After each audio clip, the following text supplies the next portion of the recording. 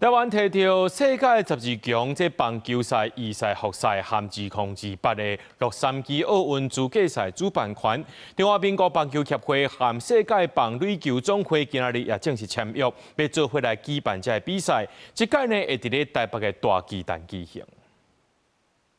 3、2、1。中華民國棒球協會甲世界棒壘球總會正式締結，要同齊舉辦2027世界12強賽，甲2028洛杉磯奧運資格賽。台灣代表隊這擺除了會是預賽 A 組地主隊，複賽階段專定佇台北大巨蛋舉行。棒球協會理事長高中良強調，有主場優勢，信心更加有。有台灣人做後盾，比賽只要辦在台灣，我們拿冠軍機會就很大。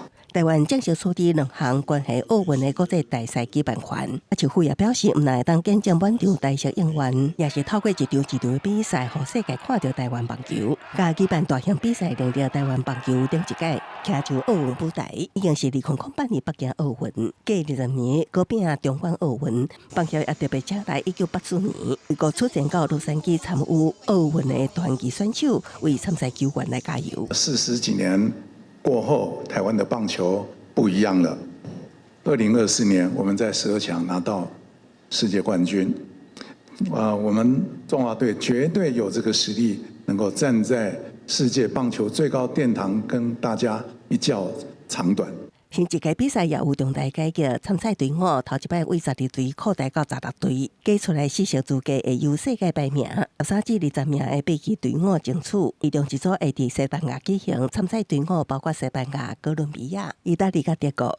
另外一組佇中國廣東比賽，參賽隊伍有中國捷克、英國甲尼加拉瓜，每組會各出前2名，晉級回來賽。比賽成數人可能也會增加，不過棒協有信心，比賽規劃攏有做好準備。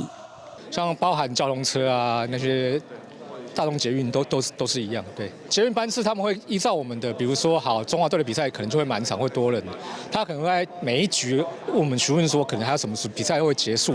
他們會開始機動加派那個班次。棒協表示會繼續甲北市政府局溝通，希望在比賽進行的時會當及時聯繫，看賽況會是延長，還是提前終局，來協調調度棒車，讓賽場更加流暢。記者綜合報道。